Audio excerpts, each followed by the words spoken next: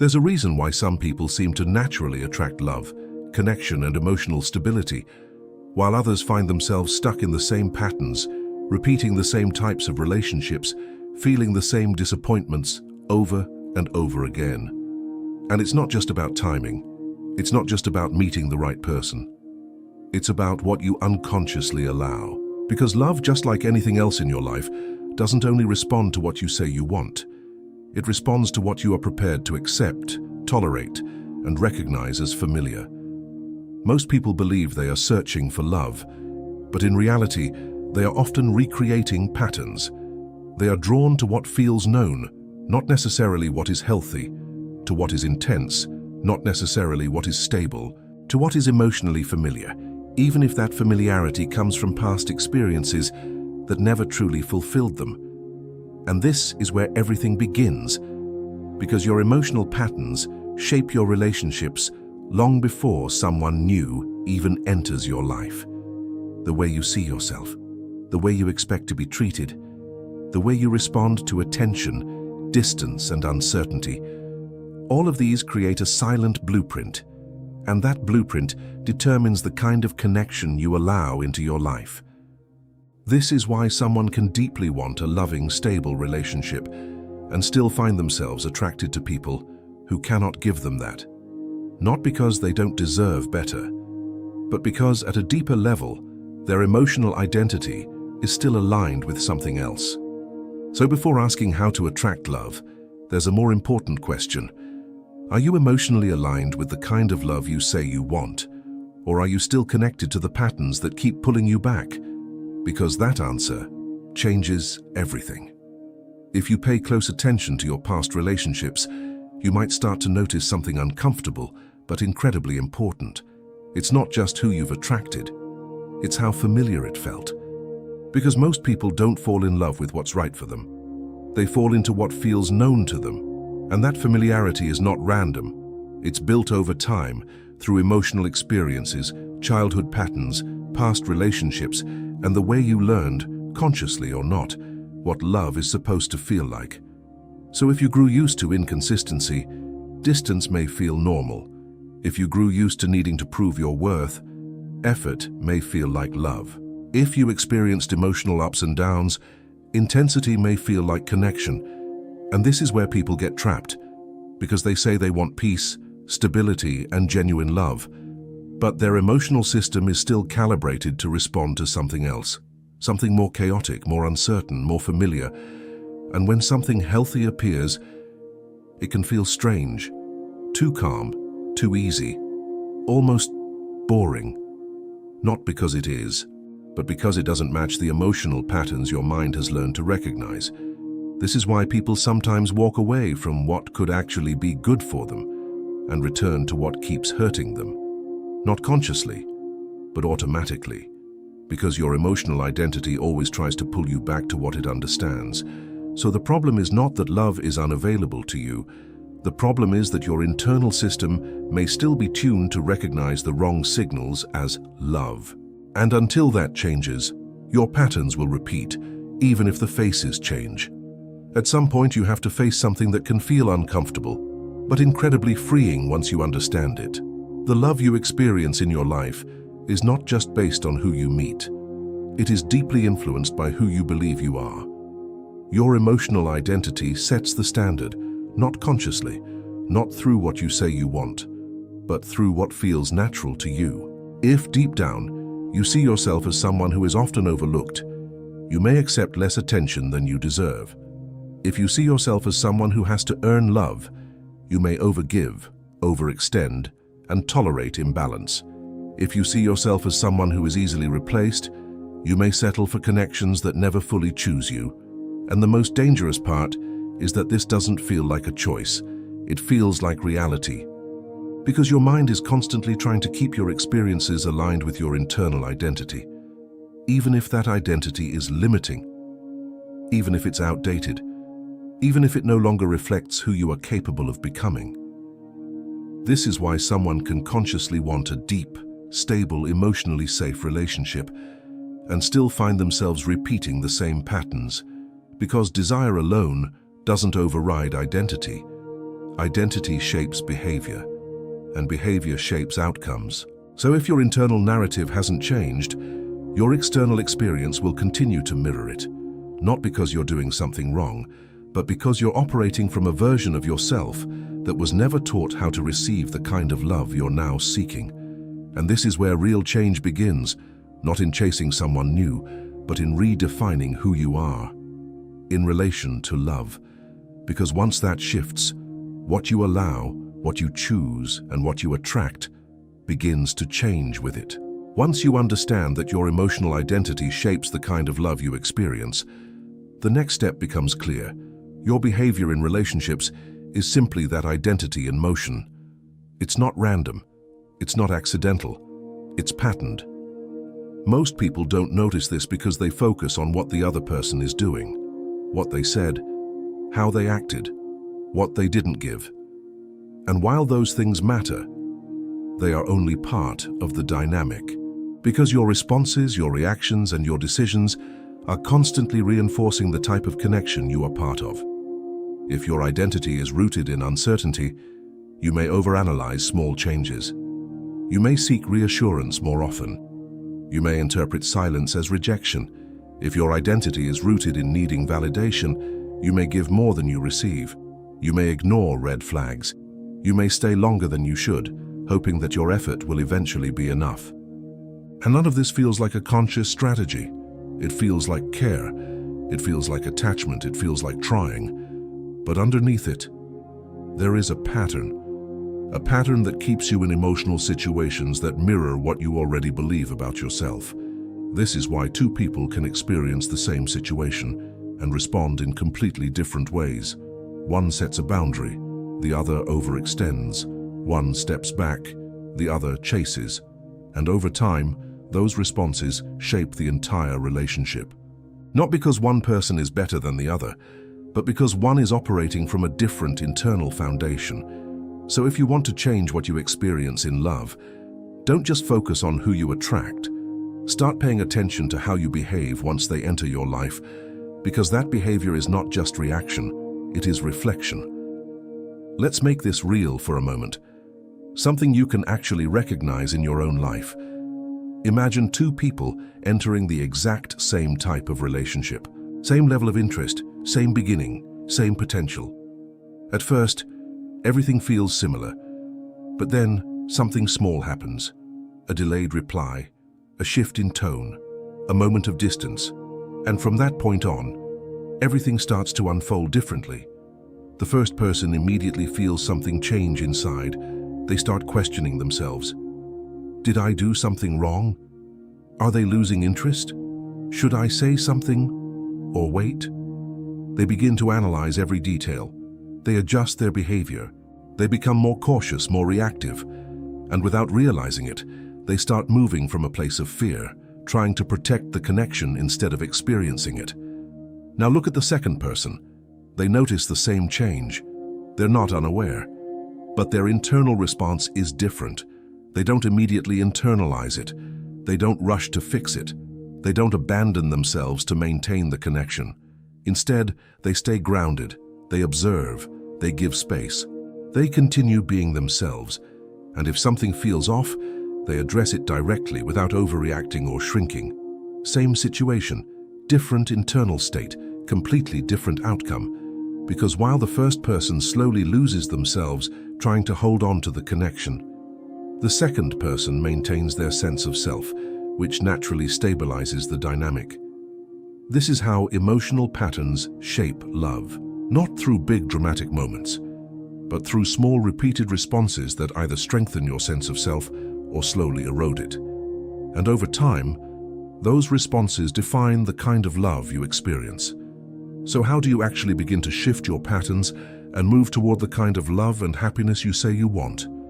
Not by pretending you're healed, not by forcing yourself to act confident, and definitely not by ignoring what you feel. Real change starts with awareness, but it only becomes real through intention.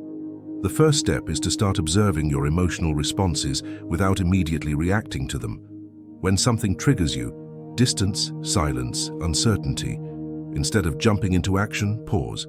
Ask yourself, What am I feeling right now? And where is this coming from? Not every emotional reaction is about the present moment. Many of them are echoes of past experiences, old patterns trying to replay themselves in a new situation. Once you begin to see that, you create space, and in that space, you gain choice. Instead of reacting automatically, you can choose how to respond. You can choose not to overgive, not to chase, not to shrink. But this doesn't happen by accident. It happens when you intentionally start aligning your behavior with the version of yourself you are becoming, not the version you've been repeating. This means setting boundaries, even when it feels uncomfortable. It means allowing space, even when you want reassurance. It means staying grounded in your own value instead of seeking constant confirmation from someone else. Because attracting the right kind of love is not about doing more. It's about doing differently, and those differences show up in the smallest moments. The way you respond, the way you communicate, the way you hold yourself within the connection. That's where the shift begins, and once it starts, it changes everything. There's a level beneath thoughts and behaviors that most people rarely explore, and it's where your emotional baseline lives. This is the state you return to when nothing external is happening. The way you feel when you're alone, the way your body reacts when you're not distracted. And this baseline quietly influences everything, because no matter how much you say you want love, connection, and happiness, if your internal state is rooted in anxiety, tension, or emotional instability, that's the energy you bring into every interaction. And more importantly, that's what feels familiar to you. You might not consciously choose it, but you recognize it. And what you recognize, you tend to repeat. This is why someone can experience calm, healthy love and still feel unsettled, still question it, still feel like something is missing, not because something is wrong, but because their nervous system is not used to peace. It's used to intensity, to unpredictability, to emotional highs and lows. And when those patterns are absent, the connection can feel flat, even if it's actually stable. This is one of the most misunderstood aspects of attraction. It's not just about what you want. It's about what your body is conditioned to accept.